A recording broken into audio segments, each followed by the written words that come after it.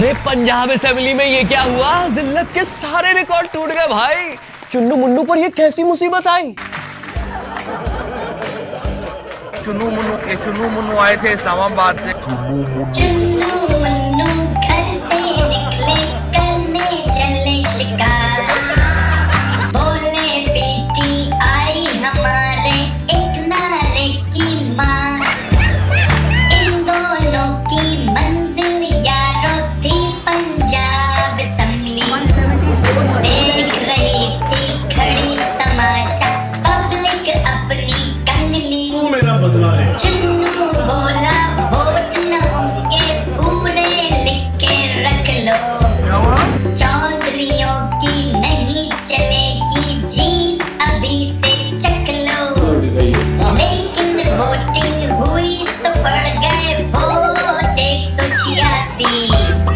चुन्नू मुन्नू की तो जैसे मर गई वहाँ पे मासी। सब आएंगे, बिल्कुल आएंगे। कागज के जो शेर थे सारे दुम दमाके भागे। पीछे चुन्नू दौड़ते थे और मुन्नू आगे आगे। वैसे ये पहली बार नहीं हुआ। पिछले 9 महीने से पीडीएम बेचारी का यही हाल है।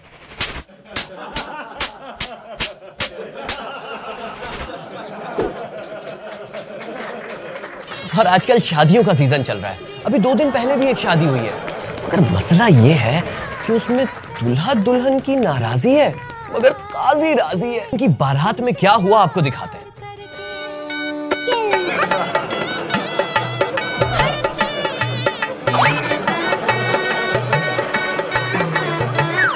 भाई शादियां इसलिए होती हैं कि खानदान बनाएं, बच्चे पैदा करें, मगर ये अजीब शादी है। निकाह के वक्त ही ऐलान कर दिया गया भाई बच्चे सॉरी, इंतखाबात हम नहीं लड़ेंगे। आओ एक पप्पी दूसरे गाल पे सियासत बहुत हो गई भाई, कुछ इकोनॉमी की बात करते हैं। आपको पता है जब मुल्क में खत्म हो जाता है डॉलर, अंडे, प्याज, तो मियां साहब जाते हैं किसके पास? मरहबा मरहबा या मुस्तहिक़ीन फिल पाकिस्तान। फिल रुपयतुन फिर तमाम कुल्लु ट्रांसफरतुन ब्रितानिया युशबाज शरीरुन माफी शबाज शरीफुन शरीरुन शरीरुन। या शेख इन पाकिस्तान कुल्लु अशिया तमाम अंता दालुन चावलुन कपड़े धोने का साबुन। मरहबा या बिल्लू रानी माफी मुश्किल जो है आज जो है मुझे तो जी वो जो है 4000 रुपए खुले चाहिए थे जी। सौदागराने कोकोमो अंता सियासी पप्पो मामू का लड़का रफीक प्लम्बर उनके भी साथ चलने की जिद कर रहा था। ये होती है मेहनत। और दूसरी तरफ इमरान खान था, अरे IMF को नाराज कर दिया था पेट्रोल महंगा ना करके। पता है कितनी मुश्किल से मनाया है इस हकदार ने।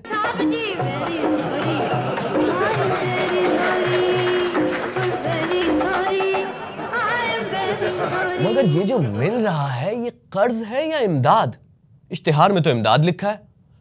इश्तिहार? अबे साला 6.5 करोड़ इश्तिहार देने में लगा दिए।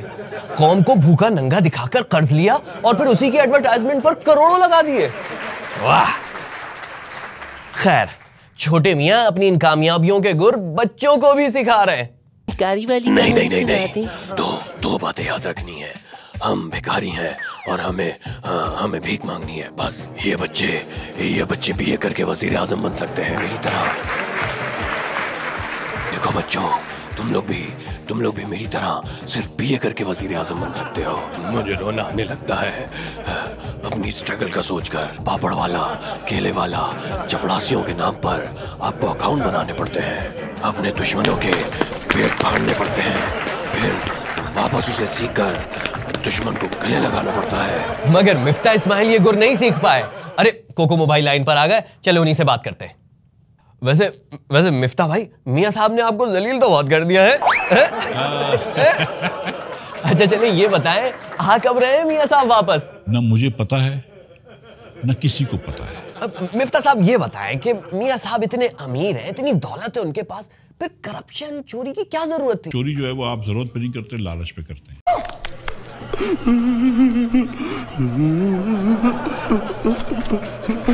वैसे एक बात तो बताएं, पूरी नून लीग में कोई जमीन वाला शख्स है भी कि नहीं? पाकिस्तानी सियासत में मैं अकेला ही हूँ। सर आपकी नाक से कुछ निकल रहा है। कोई टिश्यू दो इनको यार। हम आगे बढ़ते हैं, एंटरटेनमेंट की तरफ चलते हैं। पाकिस्तान दुश्मनी में हलक तक भरी हुई एक और भारतीय फिल्म मिशन मजनू आ रही है। फिल्म में पाकिस्तान की एटॉमिक प्लांट को कुछ यूं दिखाया गया है जैसे किसी जाली पीर के मजार में उर्स चल रहा हो और देगे पकने का धुआं चिमनियों से निकल रहा हो। ये भाई साहब फिल्म के हीरो हैं जो एटॉमिक प्लांट की बाढ़ अपनी हैप्पी बर्थडे के केक की तरह काट रहे हैं और पाकिस्तानी गार्ड शायद किसी कोने में लूडो खेल रहे हैं। अब आप पाकिस्तानी हैं तो टोपी तो पहनेंगे ही। पता नहीं भारतीय प्रोड्यूसर्स को ऐसा क्यों लगता है कि हम पैदा भी टोपी पहनकर हुए हैं और मरेंगे भी टोपी पहन के ही। खैर, हीरो जासूस साहब के हाथ तफरी में पाकिस्तानी साइंसदानों की खुशखत में लिखी एक पूरी लिस्ट लग जाती है, जैसे सुपरवाइजर के पास दिहाड़ीदार मजदूर की फहरिस्त होती है। इन साहब को जनरल जियाउल हक का रूप दिया गया है, जिनकी विग शायद एल्फी से चिपकाई गई है। जनरल जियाउल हक के सिक्योरिटी अमले ने पॉटी के कलर का यूनिफॉर्म पहन रखा है, जो पीछे पीछे चलने के बजाय शुमाली कोरिया के किम जॉन के गार्ड्स की तरह अपने लीडर से भी आगे निकल जाते हैं। इस कमांडो के बाल तो देखें जरा आप। अबे साले, क्या अपनी साली की मेहंदी से सीधा यहां आ रहा है? लेकिन भारतीय डायरेक्टर को एक बात का क्रेडिट देना पड़ेगा कि उसने पाकिस्तानी ट्रेन की स्पीड जापानी टॉप स्पीड बुलेट ट्रेन से भी 4 गुना ज्यादा दिखाई है। भाईजान, आप बैठे नहीं है कभी हमारी ट्रेन में? 27 घंटा लेट है। घंटा से याद आया, फिल्म के आखिर में जासूस हीरो रोहड़ी ब्रिज के जंगले के बीच में से कूदकर भारत को पाकिस्तानी एटमी खतरे से बचा लेता है। भाई वाह। और उसके बाद ट्रेलर देखने वाले कहते हैं। और उधर क्रिकेट के मैदान में सैफी भैया 4 साल बाद आए और आते ही छा गए।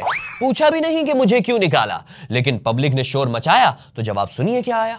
नहीं मुझे कोई पछतावा नहीं, नहीं मुझे कोई पछतावा नहीं। इसका नाम सरफराज है, धोखा देगा। तुम लोगों ने ये सोच लिया था कि तो कोई नल्ला बेरोजगार है तो छपरी है। ऐसे मेरे को नहीं पता। हमेशा मुझे आपसे उम्मीद थी कि आप घटिया सवाल ही करेंगे। आपकी सोच से कम नहीं है। Actually we do nothing। तुम्हें इंतजार था कि जब टीम से निकाले जाओगे तब फिट होगे। डिपेंड करता है कि मैं कहाँ खेल रहा हूँ। तो सरफराज टीम में था ना। सरफराज ने बात नहीं सुनी, पीछे से बोलना बंद कर, बॉलर्स को कंफ्यूज कर रहा है। तुम लोगों ने दरअसल मेरे को And we are trying to level best। मेरी वजह से किसी का भला होगी, अच्छी बात है। Then he became very lazy, he became fat। इसको तो जैसे घुमाएंगे वैसे घूमता चला जाएगा। जमाई लेना एक नॉर्मल सी चीज आ गई तो आ गई। नहीं मुझे कोई पछतावा नहीं। क्रिकेट से आते हैं फुटबॉल की तरफ। क्रिस्टियानो रोनाल्डो भाई गए तो थे सऊदी अरब फुटबॉल खेलने, मगर सऊदी लॉन्डो ने उन्हें किसी और काम पर लगा दिया।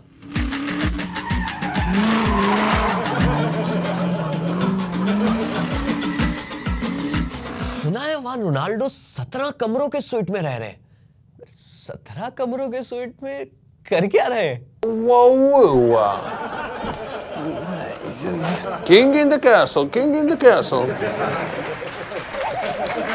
चलो भाई, ये शो तो हुआ तमाम। अगली बार कुछ नया लाएंगे, तब तक के लिए गुड बाय।